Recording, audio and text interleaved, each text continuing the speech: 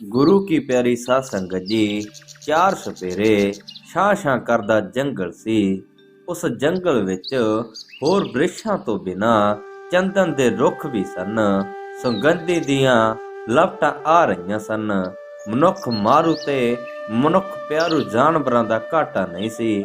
ਪੰਛੀ ਭਾਂਤ ਭਾਂਤ ਦੀਆਂ ਬੋਲੀਆਂ ਬੋਲ ਰਹੇ ਸਨ। ਇੱਕ ਛੋਟੀ ਜਿਹੀ ਨਦੀ ਵਗਦੀ ਸੀ, ਜਿਸ ਦਾ ਨਿਰਮਲ ਨੀਰ ਪੰਛੀਆਂ ਤੇ ਜਾਨਵਰਾਂ ਵਾਸਤੇ ਮਿੱਠੇ ਦੁੱਧ ਦੀ ਧਾਰਾ ਸੀ।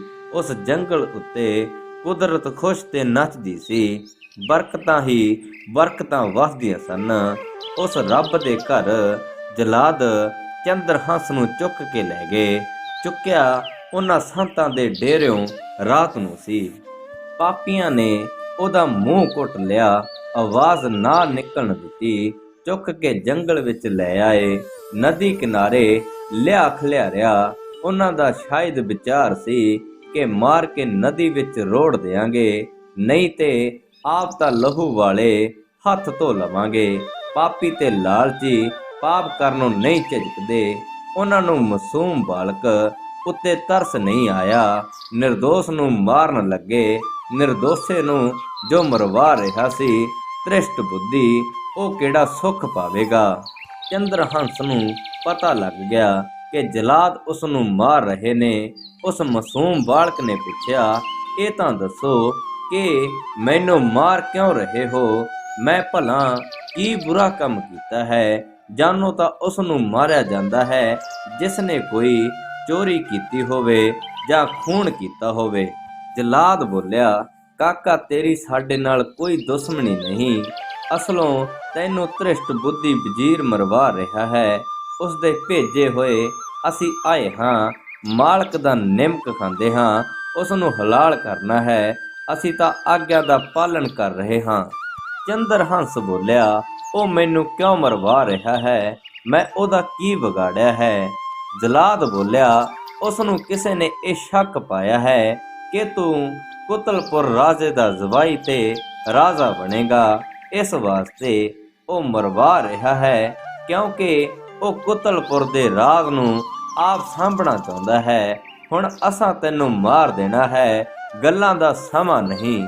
ਚੰਦਰਹੰਸ ਨਿਮਰਤਾ ਨਾਲ ਬੋਲਿਆ, ਮੈਨੂੰ ਮਾਰ ਦਿਓ, ਮੈਂ ਤੁਹਾਡੇ ਹੱਥ ਨਹੀਂ ਫੜ ਸਕਦਾ, ਪਰ ਇੱਕ ਬੇਨਤੀ ਕਰਦਾ ਹਾਂ ਕਿ ਮਰਨ ਤੋਂ ਪਹਿਲਾਂ ਮੈਨੂੰ ਠਾਕੁਰ ਜੀ ਦੀ ਪੂਜਾ ਕਰ ਲੈਣ ਦਿਓ। ਇਸ ਨਾਲ ਤੁਸਾਂ ਦਾ ਕੋਈ ਹਰਜ ਨਹੀਂ। ਮੇਰਾ ਸ਼ਾਇਦ ਭਲਾ ਹੋ ਜਾਵੇ। ਭਗਵਾਨ ਮੇਰੀ ਕਲਿਆਣ ਕਰੇਗਾ। ਚੰਦਰਹੰਸ ਦੀ ਇਹ ਗੱਲ ਜਲਾਦਾ ਨੇ ਮੰਨ ਲਈ। ਚੰਦਰਹੰਸ ਨੇ ਗਲ ਵਾਲੇ ਝੋਲੇ ਵਿੱਚੋਂ ਠਾਕੁਰ ਜੀ ਨੂੰ ਕੱਢਿਆ ਤੇ ਜੰਗਲ ਦੇ ਫੁੱਲ ਪੱਤੇ ਤੋੜ ਕੇ ਪੂਜਾ ਕਰਨ ਲੱਗਾ। ਪੂਜਾ ਕਰਦਾ ਬਰਾਗ ਵਿੱਚ ਆ ਗਿਆ। ਉਸ ਦੀ ਮਾਸੂਮ ਆਤਮਾ ਇਸ ਤਰ੍ਹਾਂ ਪ੍ਰਭੂ ਅੱਗੇ ਬੇਨਤੀ ਕਰ ਰਹੀ ਸੀ। ਸ਼ਾਇਦ ਉਸ ਦੇ ਮਨੋ ਭਾਵਾਂ ਦਾ ਵਿਚਾਰ ਸੀ, ਹੇ ਗੁਰੂ ਜੀ, ਦਇਆ ਕਰਕੇ ਮੈਨੂੰ ਬਚਾ ਲੈ। ਜਿਵੇਂ ਦ੍ਰੋਪਦੀ ਨੂੰ ਪਾਪੀਆਂ ਨੇ ਫੜ ਕੇ ਦੁਸ਼ਟ ਦੁਰਯੋਧਨ ਦੀ ਸਭਾ ਵਿੱਚ ਲੈ ਆਂਦਾ ਸੀ, ਤਿਵੇਂ ਮੈਨੂੰ ਜੰਗਲ ਵਿੱਚ ਲੈ ਆਏ ਹਨ। ਜਿਸ ਤਰ੍ਹਾਂ ਦ੍ਰੋਪਦੀ ਦੀ ਇੱਜ਼ਤ ਰੱਖੀ ਸੀ, ਇਸ ਤਰ੍ਹਾਂ ਮੇਰੇ ਤੇ ਵੀ ਕਿਰਪਾ ਕਰੋ। ਹੇ ਪਿਆਰੇ ਤੇ ਸੱਚੇ ਭਗਵਾਨ, ਮੈਂ ਤੈਥੋਂ ਦਾਨ ਮੰਗਦਾ ਹਾਂ, ਮੇਰੇ ਤੇ ਦਇਆ ਕਰੋ। ਮਨ ਤਨ ਤੇਰੇ ਚਰਨਾਂ ਵਿੱਚ ਲੱਗਾ ਰਹੇ। ਤੂੰ ਹੀ ਮੇਰਾ ਮਾਲਕ ਹੈ। ਹੇ ਪ੍ਰਭੂ, ਦਇਆ ਕਰੋ। ਚੰਦਰਹੰਸ ਨੇ ਇਹ ਭਜਨ ਗਾਇਆ, ਹੇ ਪ੍ਰਭੂ ਦੀਨ ਦਿਆਲ, ਮੈਂ ਨਿਰਦੋਸ਼ਾਂ ਪਕੜ ਬਿਠਾਇਆ ਹੈ ਜੰਗਲ ਵਿਸਾਲ। ਪ੍ਰਭੂ ਦੱਸ ਦੇਖਾਂ ਮੈਨੂੰ ਕਿਉਂ ਆਇਆ ਮੇਰਾ ਕਾਲ? ਕਿਸ ਜਨਮ ਦਾ ਪਾਪ ਇਹ ਝਗੜਾ, ਮੈਂ ਮਾਸੂਮ ਹਾਂ ਬਾਲ। ਹੇ ਪ੍ਰਭੂ ਦੀਨ ਦਿਆਲ, ਤੇਰੇ ਬਿਨਾ ਨਹੀਂ ਕੋਈ ਹੈ ਮੇਰਾ। ਤੂੰ ਪਿਤਾ ਪਿਰਤਪਾਲ, ਹਾਥੀ ਦੇ ਤੂੰ ਬੰਧਨ ਕੱਟੇ, ਉਹ ਗੋਕਲ ਕ੍ਰਿਸ਼ਨ ਗੋਪਾਲ। ਅਜ਼ਮਲ ਪਾਪੀ ਤਾਰਨ ਵਾਲੇ, ਮੇਰਾ ਵੀ ਕਰ ਖਿਆਲ। ਹੇ ਪ੍ਰਭੂ, ਹੇ ਦੀਨ ਦਿਆਲ। ਚੰਦਰਹੰਸ ਨੇ ਭਗਵਾਨ ਅੱਗੇ ਪ੍ਰਾਰਥਨਾ ਕੀਤੀ। ਉਸ ਦੀ ਪ੍ਰਾਰਥਨਾ ਦਰਗਾਹੇ ਪ੍ਰਵਾਨ ਹੋ ਗਈ। ਪ੍ਰਭੂ ਨੇ ਜ਼ਾਲਮਾਂ ਦੇ ਹਿਰਦੇ ਨੂੰ ਨੱਪਿਆ। ਉਹਨਾਂ ਅੰਦਰ ਦਇਆ ਦਾ ਪ੍ਰਵੇਸ਼ ਕਰਾਇਆ। ਉਹਨਾਂ ਨੇ ਆਪੋ ਵਿੱਚ ਫੈਸਲਾ ਕੀਤਾ ਕਿ ਇਸ ਬਾਲਕ ਨੂੰ ਮਾਰਨਾ ਨਹੀਂ ਚਾਹੀਦਾ। ਛੱਡ ਲਈਏ। ਮਾਸੂਮ ਤੇ ਨਿਰਦੋਸ਼ੇ ਬਾਲਕ ਨੂੰ ਮਾਰਨ ਦਾ ਪਾਪ ਬਹੁਤਾ ਲੱਗੇਗਾ। ਅਸੀਂ ਪਾਪ ਦੇ ਭਾਗੀ ਕਿਉਂ ਬਣੀਏ? ਉਹਨਾਂ ਨੇ ਚੰਦਰਹੰਸ ਦੇ ਪੈਰਾਂ ਵੱਲ ਦੇਖਿਆ। ਇੱਕ ਪੈਰ ਦੀਆਂ 6 ਉਂਗਲਾਂ ਸਨ। 6 ਉਂਗਲਾਂ ਭੈੜੀਆਂ ਹੁੰਦੀਆਂ ਨੇ। ਉਹਨਾਂ ਨੇ ਇੱਕ ਵੱਧ ਉਂਗਲੀ ਕੱਟ ਲਈ ਤੇ ਤੁਰਦੇ ਹੋਏ ਉਹ ਉਂਗਲ ਤ੍ਰਿਸ਼ਟ ਬੁੱਧੀ ਨੂੰ ਦਿਖਾਉਣ ਦੀ ਵਿਉਂਤ ਸੋਚੀ। ਜਲਾਦ ਚਲੇ ਗਏ। ਉਹ ਵਿਸ਼ਾਲ ਜੰਗਲ ਵਿੱਚ ਚੰਦਰਹੰਸ ਇਕੱਲਾ ਬੈਠਾ ਰਿਹਾ। ਉਂਗਲੀ ਕੱਟਣ ਕਾਰਨ ਲਹੂ ਚੱਲਦਾ ਤੇ ਦਰਦ ਹੁੰਦੀ ਸੀ। ਫਿਰ ਵੀ ਉਸਨੇ ਪ੍ਰਭੂ ਆਰਾਧਨਾ ਨਾ ਛੱਡੀ। ਅਚਾਨਕ ਹੀ ਪੀੜ ਹਟ ਗਈ ਤੇ ਲਹੂ ਸੁੱਕ ਗਿਆ। ਚੰਦਰਹੰਸ ਬੈਠਾ ਪ੍ਰਭੂ ਦੇ ਗੁਣ ਗਾਉਂਦਾ ਰਿਹਾ। ਜੰਗਲ ਦੇ ਪੰਛੀ ਵੀ ਉਹਦੇ ਨਾਲ ਗਾਉਂਦੇ ਸਨ। ਤ੍ਰਿਸ਼ਟ ਬੁੱਧੀ ਨੇ ਹੰਕਾਰ, ਈਰਖਾ ਤੇ ਲਾਲਚ ਕੀਤਾ। ਇਹ ਤਿੰਨੇ ਰੋਗ ਭੈੜੇ ਹੁੰਦੇ ਹਨ। ਪ੍ਰਭੂ ਨੇ ਉਸ ਦੇ ਇਹਨਾਂ ਰੋਗਾਂ ਨੂੰ ਖੰਡਨ ਕਰਨਾ ਸੀ ਤੇ ਮਾਸੂਮ ਚੰਦਰਹੰਸ ਨੂੰ ਪ੍ਰਤਾਪੀ ਰਾਜਾ ਬਣਾਉਣਾ ਸੀ। ਪ੍ਰਭੂ ਨੇ ਦਇਆ ਕਰਕੇ ਰਾਜ ਕੁਲਿੰਦਰ ਨੂੰ ਉਧਰ ਲੈ ਆਂਦਾ। ਰਾਜਾ ਕੁਲਿੰਦਰ ਚੰਦਨਪੁਰ ਦਾ ਰਾਜਾ ਸੀ। ਇਹ ਬਹੁਤ ਨੇਕ ਤੇ ਨਿਆਂਕਾਰੀ ਸੀ। ਇਸ ਦੇ ਘਰ ਪੁੱਤਰ ਕੋਈ ਨਹੀਂ ਸੀ। ਇਹ ਰੋਜ਼ ਸ਼ਿਕਾਰ ਖੇਡਿਆ ਕਰਦਾ ਸੀ। ਸ਼ਿਕਾਰ ਖੇਡਦਾ ਖੇਡਦਾ ਜੰਗਲ ਦੇ ਉਸ ਹਿੱਸੇ ਵਿੱਚ ਪਹੁੰਚ ਗਿਆ ਜਿੱਥੇ ਚੰਦਰਹੰਸ ਪ੍ਰਭੂ ਦੇ ਗੁਣ ਗਾਈ ਜਾਂਦਾ ਸੀ। ਹਰੀ ਕੀਰਤਨ ਦੀ ਧੁਨ ਸੁਣ ਕੇ ਇਸ ਤਰ੍ਹਾਂ ਖਿੱਚਿਆ ਹੋਇਆ ਨੇੜੇ ਆਇਆ ਜਿਵੇਂ ਰਾਗ ਦੀ ਮਧੁਰ ਸੁਰ ਉੱਤੇ ਮਸਤ ਹੋ ਕੇ ਹਰਨ ਆਉਂਦਾ। ਘੋੜੇ ਤੋਂ ਉਤਰਿਆ, ਦੋਵੇਂ ਹੱਥ ਜੋੜੇ। ਉਸਨੇ ਜਾਂ ਤਾਂ ਸ਼ਾਇਦ ਪ੍ਰਤੱਖ ਭਗਵਾਨ ਹੀ ਮਨ ਦੀ ਮੌਜ ਨਾਲ ਬੈਠਾ ਹੈ। ਰਾਜੇ ਨੂੰ ਦੇਖ ਕੇ ਚੰਦਰਹੰਸ ਨੇ ਕੀਰਤਨ ਕਰਨਾ ਬੰਦ ਕਰ ਦਿੱਤਾ ਤੇ ਨੈਣ ਭਰ ਕੇ ਰਾਜੇ ਵੱਲ ਤੱਕਿਆ। ਉਹ ਤੱਕਣਾ ਕੀ ਸੀ? ਜਨਮ ਤਰ੍ਹਾਂ ਦੀ ਪ੍ਰਤੀਤ ਦਾ ਜਾਗਣਾ ਸੀ। ਰਾਜੇ ਘੁੱਟ ਕੇ ਜੱਫੀ ਪਾ ਲਈ। ਪੁੱਤਰ ਤੂੰ ਇੱਥੇ ਕਿਉਂ ਬੈਠਾ ਹੈ? ਚੱਲ ਘਰ ਨੂੰ। ਸੁੱਤੇ ਸਿੱਧ ਹੀ ਰਾਜੇ ਦੇ ਜ਼ੁਬਾਨੋਂ ਨਿਕਲ ਗਿਆ। ਬਾਲਕ ਦੀ ਸੁੰਦਰ ਮੂਰਤੀ ਉਹਦੇ ਹਿਰਦੇ ਅੰਦਰ ਵਿੱਚ ਵਸ ਗਈ। ਰਾਜੇ ਨੇ ਉਸ ਨੂੰ ਨਾ ਪਤਾ ਤੇ ਮਾਂ-ਬਾਪ ਬਾਰੇ ਕੁਝ ਨਹੀਂ ਪੁੱਛਿਆ।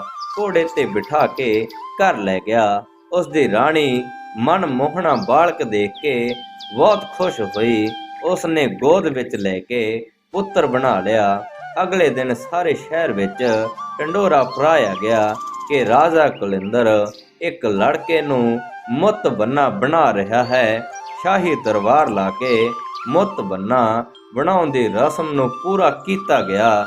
ਸਾਰੇ ਸ਼ਹਿਰ ਵਿੱਚ ਦੀਪਮਾਲਾ ਹੋਈ, ਖੁਸ਼ੀਆਂ ਮਨਾਈਆਂ ਗਈਆਂ ਤੇ ਨੰਗਿਆਂ ਭੁੱਖਿਆਂ ਵਾਸਤੇ ਲੰਗਰ ਦੇ ਭੰਡਾਰੇ ਖੋਲੇ ਗਏ।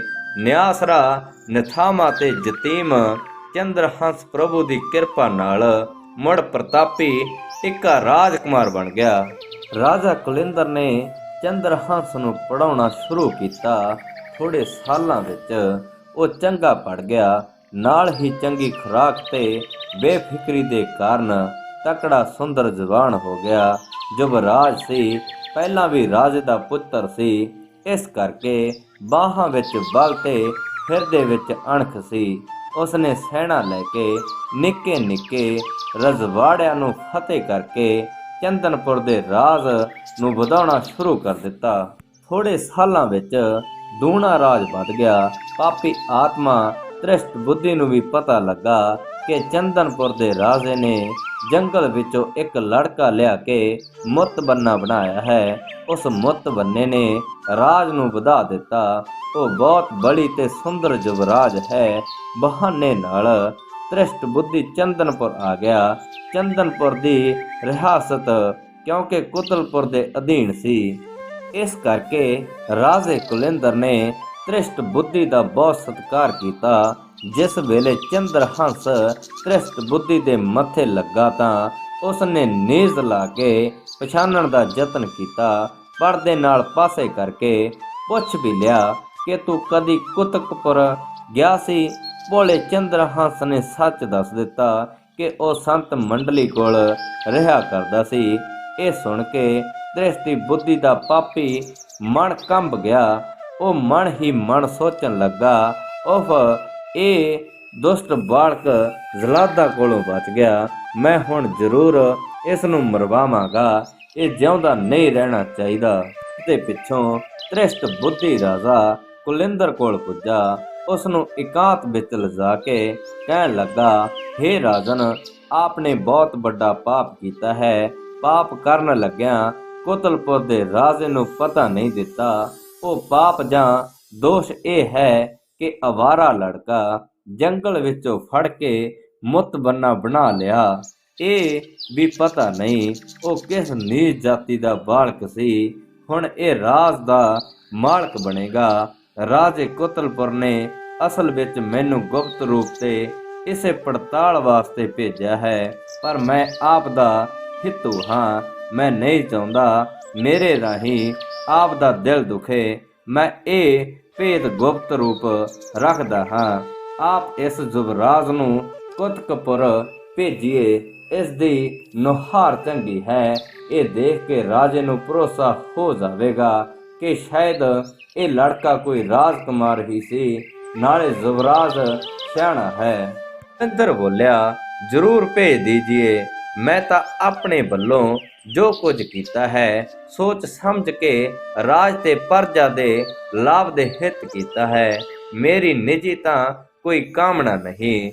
ਯੁਵਰਾਜ ਜਾਪਦਾ ਤਾਂ 16 ਅੰਨੇ ਰਾਜਕੁਮਾਰ ਹੈ। ਤ੍ਰਿਸ਼ਟ ਬੁੱਧੀ ਨੇ ਕੁਲਿੰਦਰ ਕੋਲੋਂ ਪੁੱਛ ਕੇ ਚੰਦਰਹੰਸ ਨੂੰ ਕੁਤਕਪੁਰ ਜਾਣ ਵਾਸਤੇ ਤਿਆਰ ਕਰ ਲਿਆ। ਜ਼ੁਬਾਨ ਭੈ ਰਹਿਤ ਹੁੰਦੇ ਨੇ, ਉਹ ਡਰ ਫਿਕਰ ਹਿਰਦੇ ਵਿੱਚ ਨਹੀਂ ਰੱਖਦੇ। ਚੰਦਰਹੰਸ ਨੇ ਨਿਡਰਤਾ ਨਾਲ ਤ੍ਰਿਸ਼ਟ ਬੁੱਧੀ ਨੂੰ ਉੱਤਰ ਦਿੱਤਾ, ਪਿਤਾ ਜੀ, ਜਿੱਥੇ ਭੇਜੋ ਜਾਣ ਨੂੰ ਤਿਆਰ ਹਾਂ। ਮੇਰਾ ਠਾਕਰ ਮੇਰੇ ਨਾਲ ਹੈ, ਮੈਨੂੰ ਕੋਈ ਚਿੰਤਾ ਨਹੀਂ ਹੈ। ਕੁਟਲ ਆਤਮਾ ਤ੍ਰਿਸ਼ਟ ਬੁੱਧੀ ਬੋਲਿਆ, ਬੇਟਾ, ਆਪਣੇ ਕੁਤਲਪੁਰ ਦੇ ਰਾਜੇ ਨੂੰ ਮਿਲਣਾ ਹੈ, ਪਰ ਪਹਿਲਾਂ ਮੇਰੇ ਬੇਟੇ ਮਦਨ ਨੂੰ ਮਿਲ ਕੇ ਮਦਨ ਫਿਰ ਤੈਨੂੰ ਰਾਜਾ ਜੀ ਕੋਲ ਲੈ ਜਾਵੇਗਾ। ਰਾਜਾ ਜੀ ਜੋ ਪੁੱਛਣਗੇ ਉਹਨਾਂ ਨੂੰ ਯੋਗ ਉੱਤਰ ਦੇ ਕੇ ਆ ਜਾਣਾ। ਰਾਜਾ ਜੀ ਦੀ ਇੱਛਾ ਹੈ ਆਪ ਨੂੰ ਮਿਲਣ ਦੀ। ਇਹ ਆਖਣ ਪਿੱਛੋਂ ਤ੍ਰਿਸ਼ਟ ਬੁੱਧੀ ਨੇ ਇੱਕ ਪੱਤਰਕਾ ਲਿਖ ਦਿੱਤੀ। ਨਾਲ ਹੀ ਚੰਦਰਹੰਸ ਨੂੰ ਪੱਕੀ ਕੀਤੀ ਕਿ ਉਹ ਰਾਹ ਵਿੱਚ ਇਸ ਪੱਤਰਕਾ ਨੂੰ ਖੋਲ ਕੇ ਨਾ ਪੜ੍ਹੇ। ਪਰਾਈ ਚਿੱਠੀ ਪੜ੍ਹਨਾ ਪਾਪ ਹੈ। ਯੁਵਰਾਜ ਚੰਦਰਹੰਸ ਚਿੱਠੀ ਲੈ ਕੇ ਘੋੜੇ ਉੱਤੇ ਅਸਵਾਰ ਹੋ ਕੇ ਤੁਰ ਪਿਆ ਅਤੇ ਉਹ ਵੱਡਾ ਰਾਜਕੁਮਾਰ ਰਾਜਾ ਬਣ ਗਿਆ।